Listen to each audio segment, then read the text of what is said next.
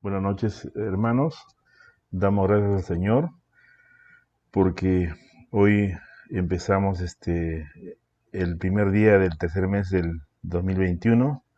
Gracias al Señor por su fidelidad y gracias porque Él permite que su palabra siga enseñándonos, siga bendiciéndonos, porque todo ese libro que es el principio está siendo estudiado con mucho detenimiento. Nos estamos dándole tiempo especial de hacerlo en dos partes, el estudio de cada capítulo. En verdad, si bien es cierto, es muy poco tiempo cuando hay necesidad de estudiar versículo por versículo, pero en verdad nos da toda una enseñanza muy importante que, porque el Señor dice que quiere que su palabra se quede grabada en nuestros corazones.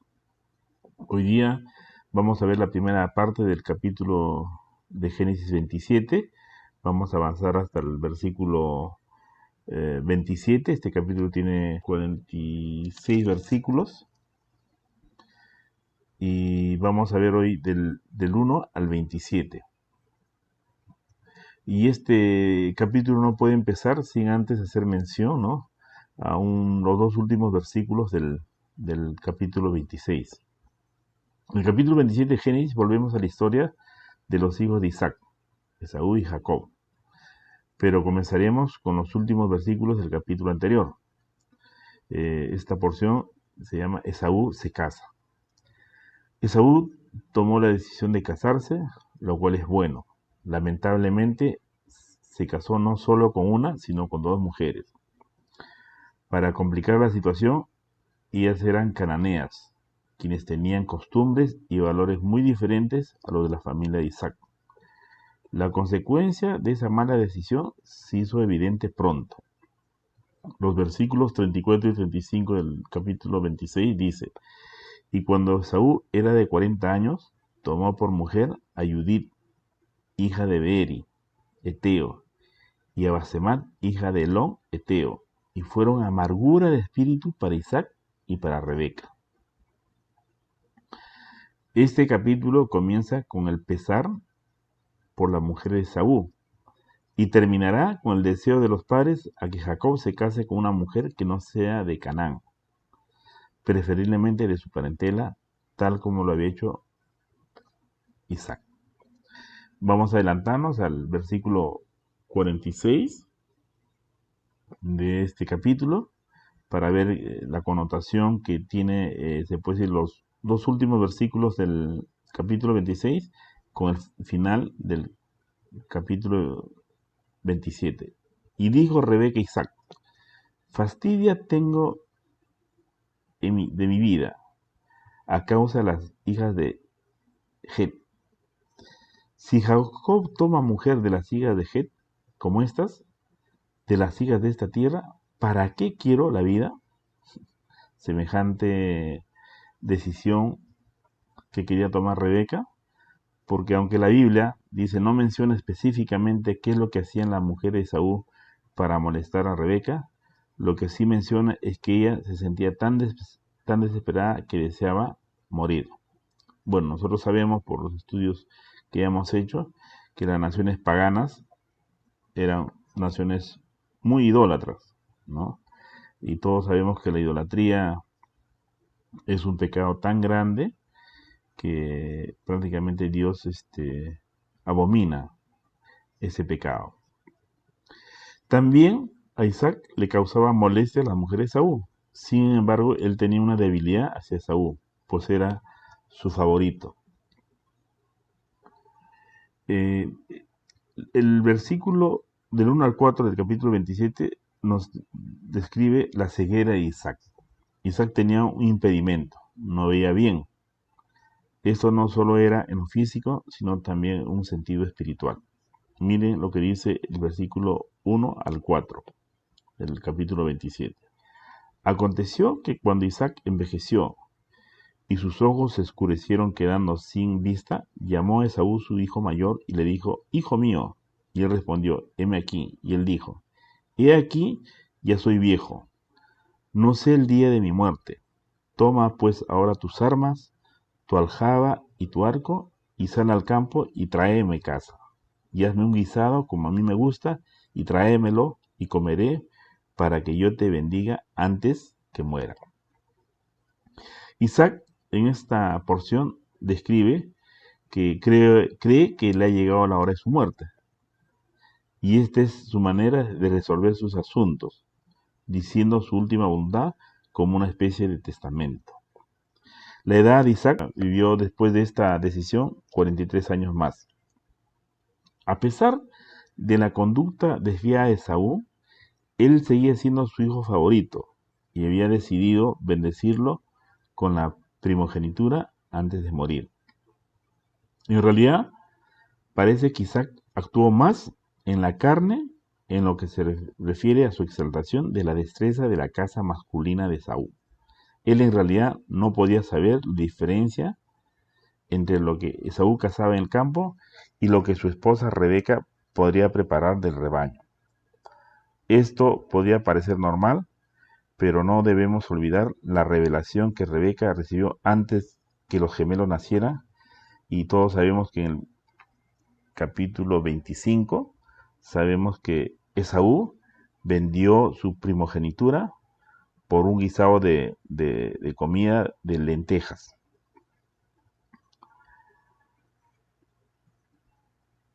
Pero Rebeca, acá vemos, no lo olvidó, por lo que decidió actuar para prevenir tal error.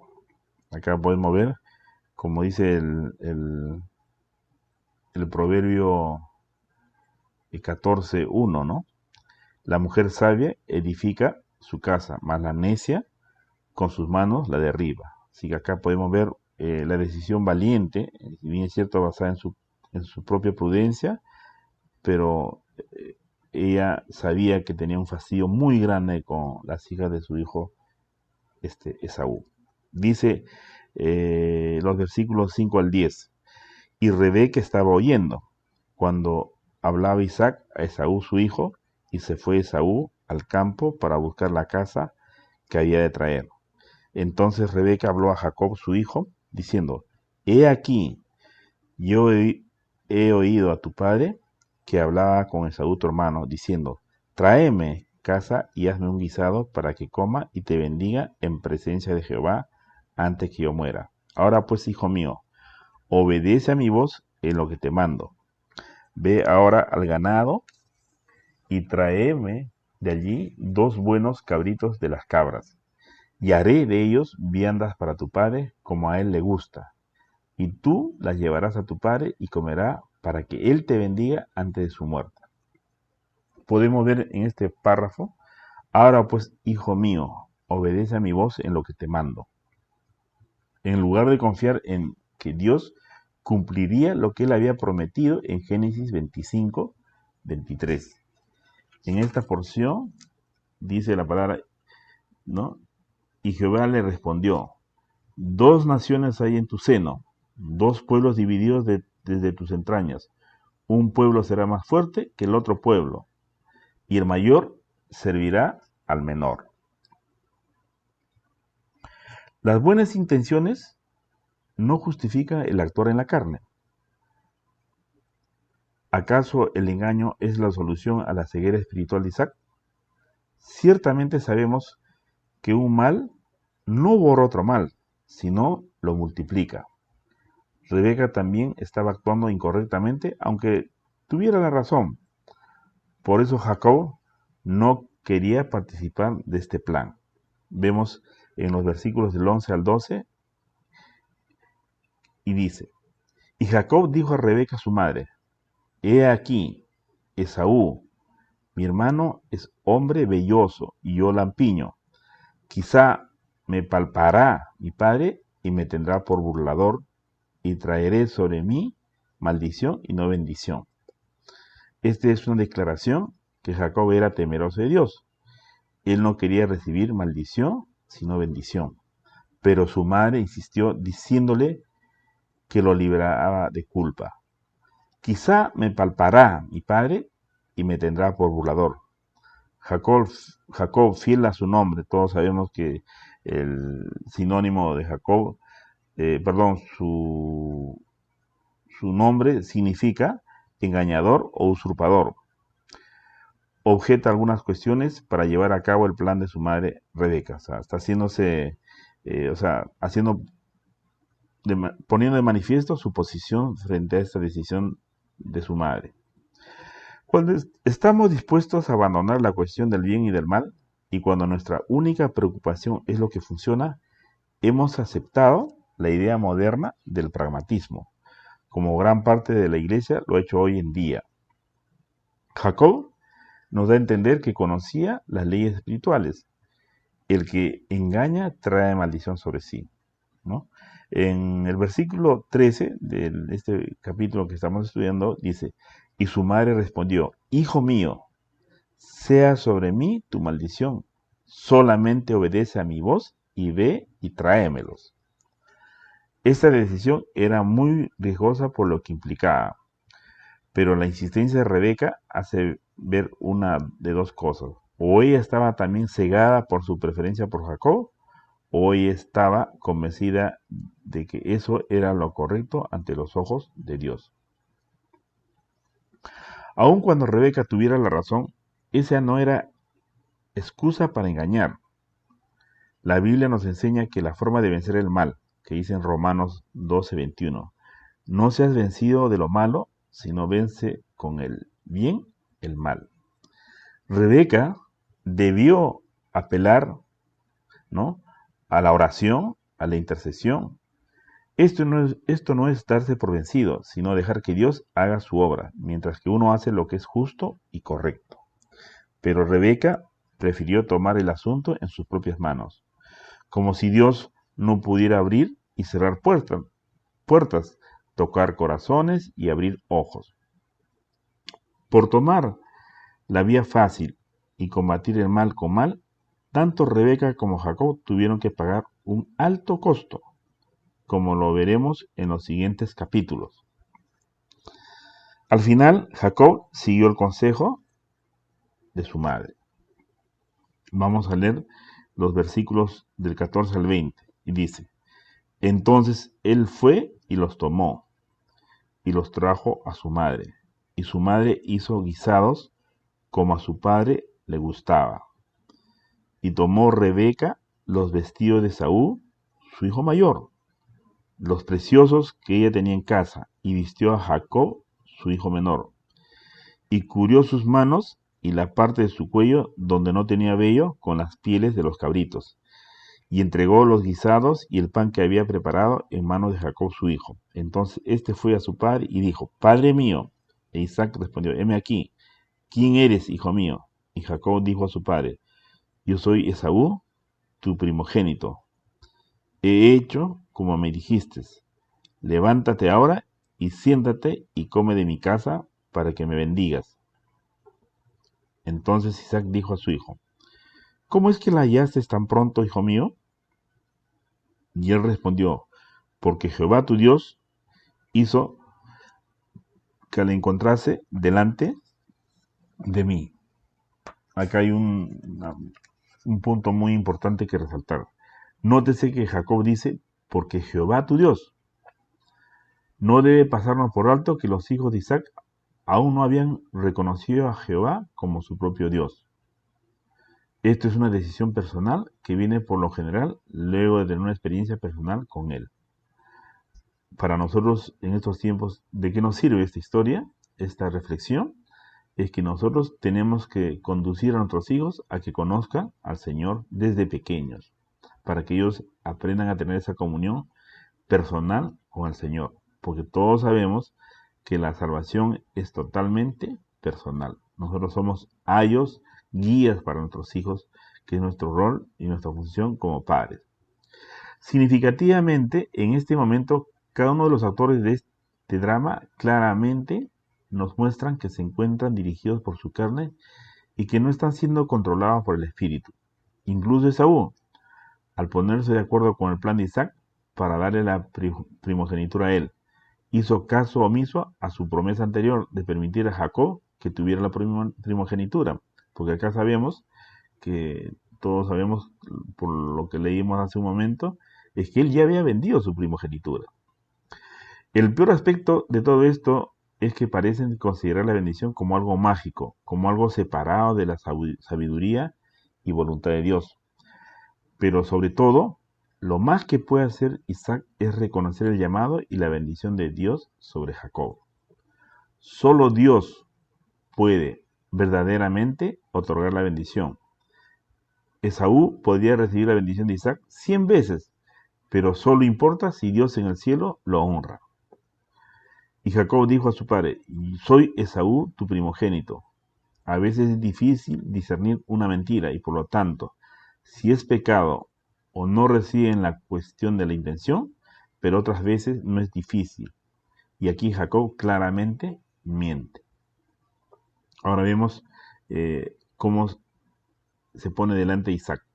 Cuando Jacob se presentó ante su padre haciéndose pasar por su hermano, Isaac sospechó quién le hablaba no era Esaú, por lo que le pidió que se acercara para palparlo. Dice los versículos del 21 al 27. E Isaac dijo a Jacob: acércate ahora y te palparé, hijo mío, por si eres mi hijo Esaú o no. Y se acercó Jacob a su padre Isaac, quien le palpó, y dijo: la voz es la voz de Jacob, pero las manos de Esaú. Y no le conoció, porque sus manos eran vellosas, como las manos de Esaú, y le bendijo, y dijo: ¿eres tú mi hijo Esaú? Y Jacob respondió: yo soy. Dijo también: acércamela y comeré de la casa de mi hijo, para que yo te bendiga. Y Jacob se la acercó, e Isaac comió. Le trajo también vino y bebió. Y le dijo Isaac su padre: acércate ahora y bésame, hijo mío. Y Jacob se acercó y le besó, y olió Isaac el olor de sus vestidos, y le bendijo, diciendo: mira el olor de mi hijo, como el olor del campo que Jehová ha bendecido. Con esta experiencia vemos el grado de ceguera de Isaac. Era muy fácil engañarlo y manipularlo. Él creyó lo que quería creer, sin tomar en cuenta la evidencia. Puede causar conflicto ver a los héroes de la Biblia con tales faltas y cometiendo serios errores. Por eso, la Biblia no es un cuento de hadas, sino la historia real del pueblo de Dios. Esta presenta a los patriarcas tal como eran, con sus virtudes y defectos. Esa es la realidad. No hay nadie perfecto más que Dios. Al final, al leerla podemos identificarnos con los personajes y aprender de ellos. Como dice en Jeremías: el corazón del hombre es perverso y engañoso. Solamente Dios conoce el corazón de cada uno de nosotros. Según algunos estudiosos y comentarios interesantes, dicen que el patriarca Isaac sabía internamente que el presente era Jacob, aunque lo externo indicara que era Esaú. Sabía que Jacob estaba disfrazado de Esaú. Por eso le pregunta varias veces por su identidad, tal como queda manifestado en el capítulo en cuestión. En lo externo Isaac se dejó engañar, pero en lo interno estaba claro. Y esto no fue solamente en esta oportunidad, sino desde siempre. Desde que eran niños, Esaú engañaba a su padre. Se hacía pasar por justo, por bueno, por noble, siendo que era todo lo contrario. Y el padre tenía un amor ciego por Esaú. Quería creer en todos sus engaños. Internamente lo sabía perverso, pero se dejaba seducir por sus mentiras. Era partícipe de las falsedades de Esaú. Es por esto que Jacob tuvo que recurrir a las malas artes de su hermano, el disfraz, porque de lo contrario Isaac se hubiera mantenido esclavizado a sus sentimientos para con Esaú. Hubiera preferido seguir el deseo en vez de lo correcto. Isaac, llevado por la pasión engañosa hacia Esaú, le hubiera dado la bendición, marchitando así la promesa de Jehová que hiciera a Abraham. Por esto Rebeca y Jacob tuvieron que recurrir al disfraz, al disimulo, para vencer al engaño con sus propias armas. Por supuesto que fue una medida extrema, de situación de emergencia, no una práctica que se debe usar con frecuencia.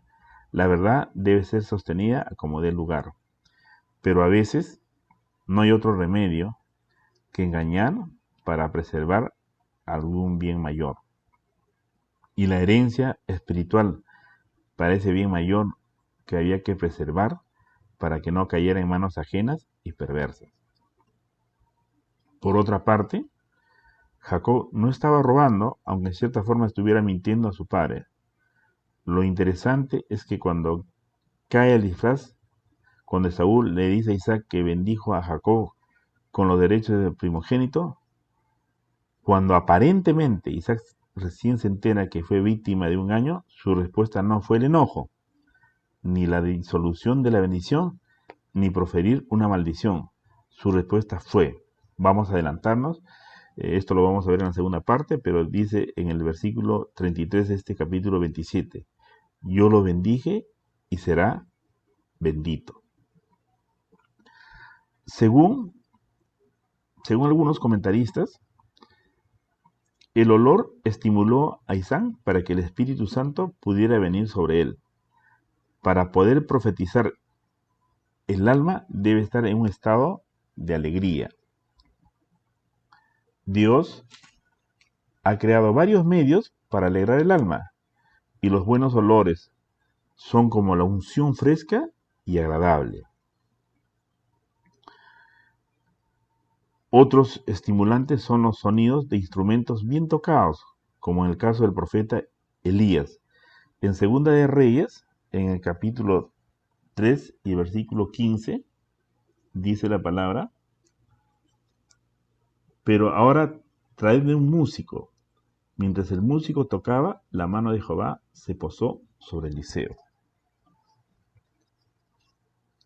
El poder del Espíritu Santo también puede ser desatado por un saludo de alegría y amor, como el caso de María cuando saludó a Elizabeth. Eso está en el Evangelio de Lucas, en el versículo 41. Todos conocemos cuando María, feliz, contenta, se va a visitar a su pariente Elizabeth. Dice que la unción del pequeño Juan el Bautista que estaba en el vientre de Elizabeth, dice que saltó con alegría. ¿Por qué? Porque estaba reconociendo a Jesús que estaba en el vientre de María, ¿no? Esto contrasta con la maldición que vino sobre la tierra por causa de Adán. En Génesis 3:17 dice la palabra,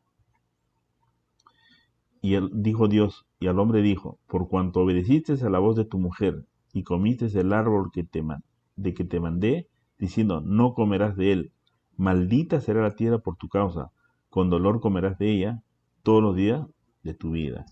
Acá podemos ver, como decía hace un momento, en el versículo 33, la respuesta de Isaac fue prácticamente no con enojo, ni como que él iba a revocar de la bendición que había ya dado a su hijo Jacob.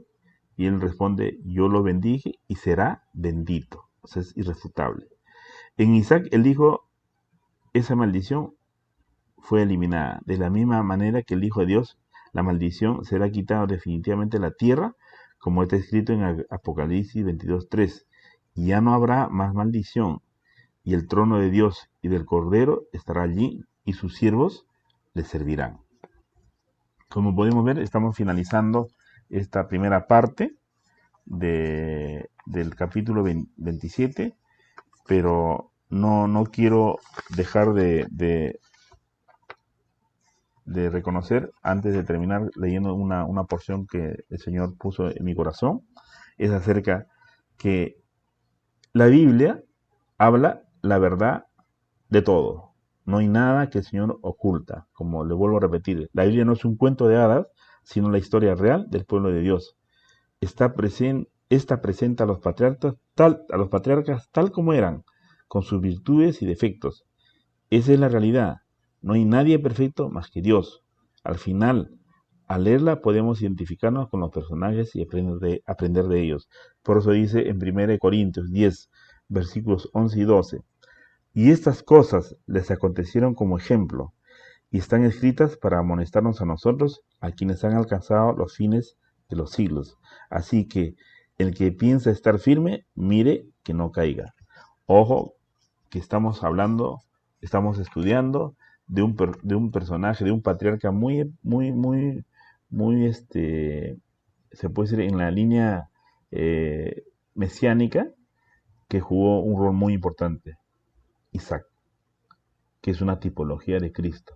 Imagínense, amados hermanos, que esto le ocurrió a Isaac cuando envejeció, cuando prácticamente tuvo ceguera espiritual y natural. Entonces, ¿qué dice la Biblia? Por eso que estaba cerrando con esto. Así que el que piensa estar firme, mira que no caiga. Esta es una advertencia, es un llamado a cada uno de nosotros, que no es porque nosotros, aún en nuestras condiciones de líderes, siempre tenemos que tener mucho cuidado de nuestro caminar. ¿Por qué? Porque como dice la Biblia, dice la palabra de Dios, dice, el diablo, dice, anda como león rugiente buscando a quien devorar. Y todos sabemos que el diablo pone la mira en los líderes porque saben que los líderes pueden caer y se traen abajo toda una congregación. Que Dios los bendiga, amados hermanos, y así el próximo lunes empezaremos la segunda parte de este capítulo 27.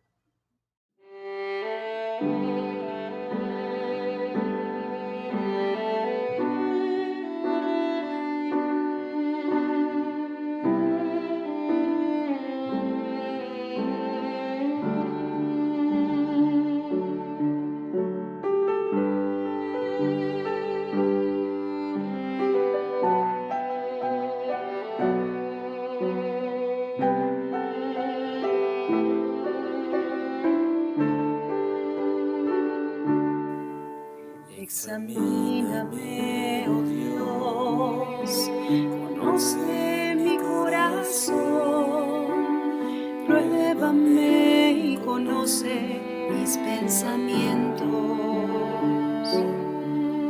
Examíname, oh Dios, conoce mi corazón, pruébame y conoce mis pensamientos.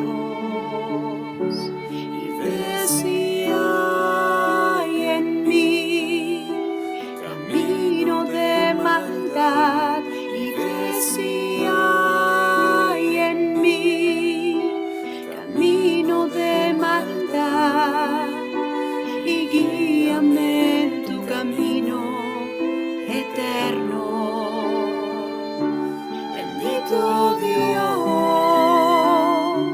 mi voluntad la he rendido ante tu altar. Bendito Dios, todo mi ser quiere vivir en tu santidad, quiere vivir tu santidad. Examíname, oh Dios, conoce mi corazón, pruébame y conoce